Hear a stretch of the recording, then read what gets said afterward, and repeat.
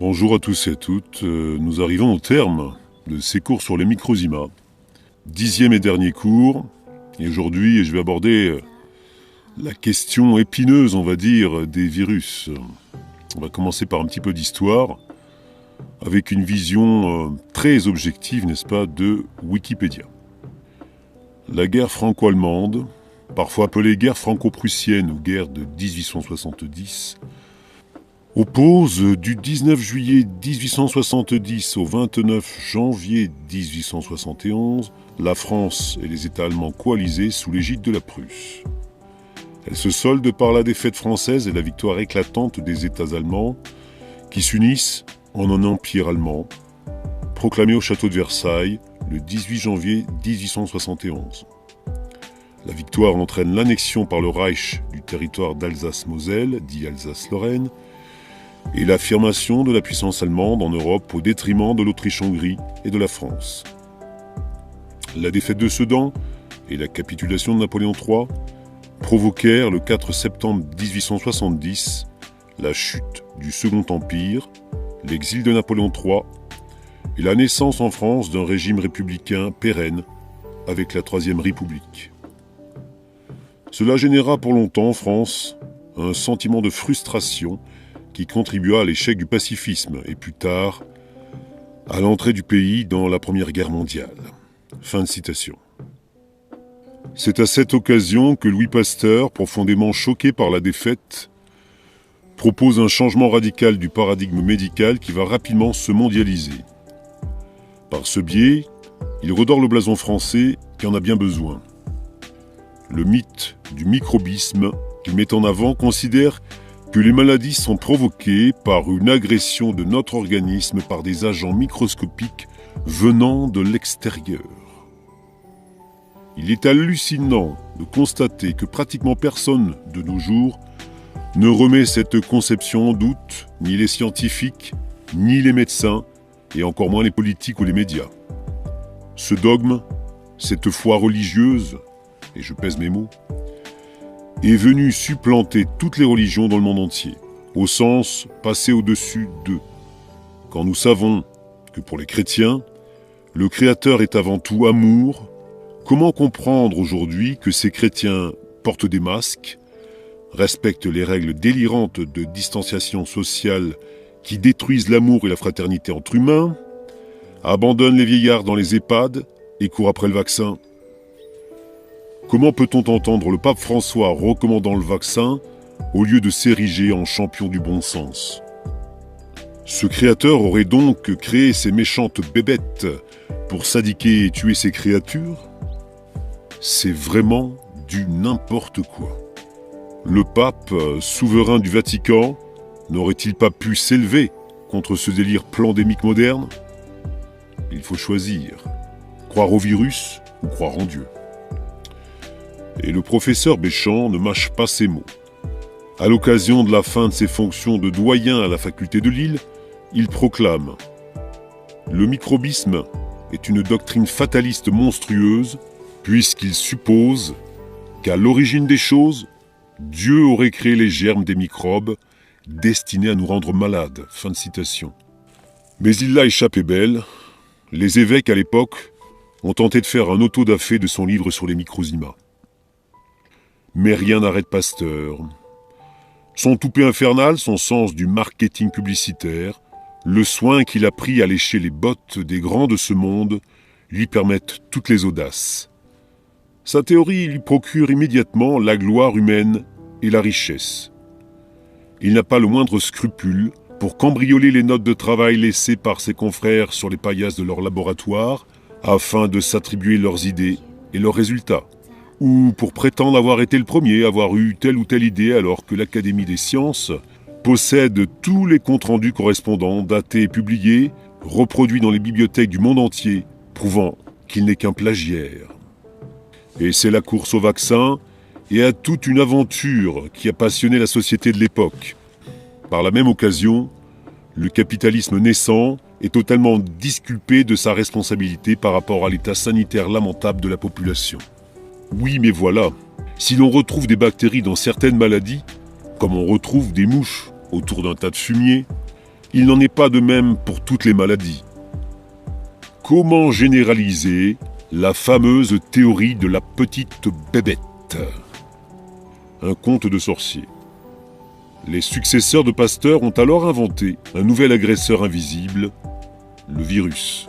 Et avec lui, tout un délire ou délecture de la réalité. Il nous faut bien prendre conscience à quel point ce conte est capillotracté, c'est-à-dire tiré par les tifs. Le virus serait un minuscule agresseur, non vivant, capable de venir parasiter les cellules du malade en s'inoculant activement à l'intérieur et de l'obliger par le biais d'une manipulation génétique, canon sur la tempe, à construire de nouveaux virus. Mais comment ça marche puisqu'il n'est pas vivant? Aujourd'hui encore, chaque fois qu'une maladie semble inexplicable, on suppute qu'il s'agit d'une atteinte virale. Bien sûr, pour ne pas trop lasser le peuple, il a fallu varier les plaisirs, et d'autres contes de sorciers ont vu le jour, les maladies auto-immunes, puis le prion. Le virus, ou virion, serait constitué d'une capsule contenant un fragment d'acide nucléique, ADN ou ARN, et des enzymes disséquantes, c'est-à-dire capables de pratiquer des manipulations génétiques sur les cellules parasitées en découpant leur chaîne d'ADN pour y inclure l'acide nucléique viral. La cellule se voit alors contrainte, canon sur la tempe, à construire de nouveaux virus, avant d'exploser en libérant le fruit de son labeur, qui va propager un peu plus la maladie. Et nos conteurs ont eu l'idée très astucieuse d'installer des antigènes sur la capsule fantasmatique de leur invention, ce qui leur a permis de proposer des vaccinations. Le virus est donc l'un des plus gros mensonges de la société médicale officielle, bien qu'il soit théoriquement très petit, entre 25 et 300 nanomètres. Je vous rappelle, nanomètre c'est 10 puissance moins 9. Mais tout scientifique qui ose aujourd'hui contester l'idée même du virus est immédiatement déclaré incompétent. Nous sommes immergés dans le fameux conte d'Andersen, Les habits neufs de l'empereur. Il nous faut bien comprendre qu'il est aussi difficile de justifier ces élucubrations fantaisistes carrément délirantes que de les nier. Et c'est bien ce qui fait la force des officiels. Assis sur leurs certitudes imaginaires, ils attendent qu'on leur démontre que ça n'existe pas. Comme disait Alain, ce n'est pas à nous de vous prouver que les virus n'existent pas, mais c'est à vous, les officiels, de nous prouver qu'ils existent. N'inversons pas les rôles. Pourtant, sachons-le bien, personne n'a jamais vu de virus de manière objective, pas même Luc Montagnier, et aucune photo ne peut justifier de leur existence. Les illustrations proposées par ces délires sont en général des ouvrages au crochet faits par des grands-mères, des bricolages héroïques, des dessins réalisés par des infographistes talentueux, voire au mieux des photos de microzymas, de microbactéries ou de débris cellulaires gaillardement retouchés par les mêmes infographistes. Et le culot ne manque pas aux biologistes officiels puisque la plupart du temps, ces images sont hautes en couleur alors qu'elles seraient obtenues au microscope électronique. Images uniquement en noir et blanc. Et après combien de traficotage éhonté? Vous pouvez vous reporter au protocole utilisé pour obtenir ces images dans le 4e cours. Petite parenthèse donc sur les vaccins. Nous savons que la plupart des vaccins, hormis ceux contre la variole, la tuberculose ou la polio, agissent non pas de manière spécifique contre un quelconque antigène, mais par la présence d'un poison chimique présent à forte dose à l'intérieur de la seringue vaccinale. Ce poison provoque un stress toxinique de l'organisme qui interdit toute bascule en réparation ou maladie. En effet, la plupart des maladies sont des processus de guérison de diverses somatisations baptisées cancer, passées inaperçues. La grand-mère qui a réalisé ce superbe virus, soi-disant responsable du sida, était quand même douée au crochet. C'est fort bio, hein? Et là, vous avez donc la couverture du journal du CNRS, de mars-avril 2004. De qui se moque-t-on sinon des scientifiques eux-mêmes? Ils ont eu le culot de mettre la dentelle de grand-mère en couverture. Vous n'avez donc pas d'autres images de virus à nous fournir? Et puis on reconnaît également sur cette couverture, donc à gauche, le virus Ebola, et en bas, le virus de la grippe. Les seules images un peu sérieuses qui sont proposées pour justifier l'hypothèse virale montrent de simples microzymas plus ou moins volumineux, avec parfois, bien visible à l'intérieur, le cristal de silicium qui les caractérise, voire des assemblages de quelques microzymas, comme pour certaines petites bactéries. Par ailleurs, pour confirmer leurs élucubrations, les virologues usent de multiples manipulations sur des cultures de cellules d'organes animaux, d'embryons humains, d'œufs de poule ou de cancer. Et ils se basent sur la destruction de ces cellules pour affirmer l'existence ou non de virus. Ils ne veulent pas entendre que les cellules sont construites ou démontées à volonté par les microzymas. Les informations qu'ils transmettent à leur culture de cellules, par l'introduction d'autres microzymas dépositaires eux-mêmes de divers programmes, ou par leur milieu de culture dyscrasique, suffisent à expliquer pourquoi ces cellules en culture perdurent ou se dissolvent.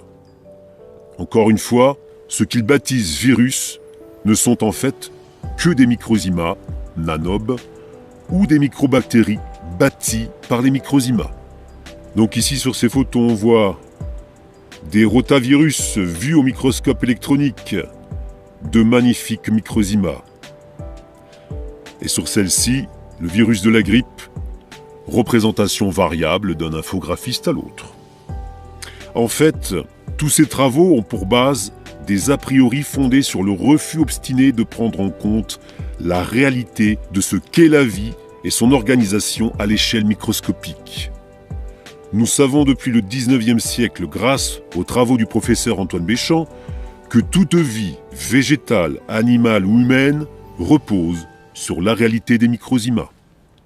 Nous savons que les cellules sont des constructions élaborées par ces mêmes microzymas qui constituent les briques de base des parois cellulaires. Les parois cellulaires sont donc des constructions vivantes qui permettent de comprendre les fonctions diverses qu'on leur attribue, en particulier les mécanismes de pompage des ions sodium ou potassium. Les cellules contiennent de très nombreux microzymas à l'intérieur du cytoplasme comme à l'intérieur du noyau. Il est donc facile d'accuser les microzymas assimilés au virus d'être des parasites intracellulaires. De même, les affabulations autour des filaments d'ADN ou d'ARN qui seraient présents au cœur des virus ne tiennent pas la route. Il est impossible à l'heure actuelle de visualiser une protéine sur le vivant, aussi complexe et longue soit-elle. Les scientifiques utilisent des réactions chimiques particulières pour déceler la présence ou non d'ADN dans un milieu déterminé. Et nous savons que ces réactions sont positives pour les microzymas ou nanobes. Mais si nous voulons bien émerger dans la réalité objective, ils n'ont jamais vu d'ADN vivant. Difficulté d'introduire un microscope électronique à l'intérieur d'un être vivant. Ben oui, à la limite, je préfère. La toute première photo d'un brin d'ADN faite au microscope électronique, donc sur du cadavre, et non pas sur un être vivant, en décembre 2012, par des scientifiques italiens. Tutti frutti. Je le répète, les microzymas sont à la fois les constituants et les bâtisseurs des cellules. Et cette réalité est démontrée de manière rigoureusement scientifique et reproductible par le professeur Béchamp, permet de comprendre la physiologie cellulaire de manière parfaitement cohérente. Bien sûr, les microzymas synthétisent des enzymes ou imases. Cela ne signifie pas que ces enzymes sont capables de disséquer des chaînes d'ADN que jamais personne n'a pu observer sur le vivant. Là encore, il est bien clair que la seule image de l'ADN à notre disposition pour étayer l'hypothèse de ces molécules particulières ne permet en aucun cas de démontrer la réalité des manipulations génétiques, que ce soit par les virus, dans leur prétendu processus de parasitage cellulaire, ou grâce à leurs soi-disant enzymes disséquantes que l'on retrouverait à l'intérieur de la capsule virale. N'allons pas non plus nous imaginer que nos scientifiques modernes disposeraient d'outils, de ciseaux ou de pinces capables de réaliser ces manipulations mécaniquement à cette échelle. C'est strictement impossible. Vous imaginez la taille des ciseaux. Si l'on peut accepter le fait qu'il y a eu quelques manipulations génétiques réalisées par l'homme, c'est pour affliger des créatures préexistantes de caractéristiques monstrueuses qui relèvent de la malédiction et de la peur, entre parenthèses sorcellerie, mais certainement pas de traficotage au niveau de l'ADN. Quant à la prétendue cartographie de cet ADN, il est certain qu'il ne s'agit que de calculs mathématiques. Pour en revenir à la cause des maladies, Béchamp et Estor expliquent, je cite, « Au lieu de soutenir que l'affection observée a eu pour origine et pour cause l'introduction dans l'organisme et l'action consécutive de germes étrangers, on doit affirmer qu'on n'a affaire qu'à une déviation du fonctionnement des microzymas, déviation indiquée dans le changement qui s'est opéré dans leur forme. Nous affirmons qu'il en est ainsi de par l'expérience et l'observation. » Fin de citation. Au diable donc, au sens propre, tous les délires épidémiques, voire plandémiques, totalement infantiles, qui prétendent que les maladies seraient la conséquence d'une agression par des virus ou des bactéries. Ce n'est pas la vérité. Il nous faut chercher la cause de ces maladies ailleurs, dans la gestion des émotions, et nous devons nous ouvrir pour cela au paradigme psychosomatique, dans les empoisonnements, pollutions et autres désordres hygiéno-diététiques, la consommation d'aliments vecteurs de souffrances inacceptables, comme le lait de vache et ses dérivés. N'oubliez pas que pour pouvoir traire une vache, on est obligé de lui arracher son veau, d'où une souffrance.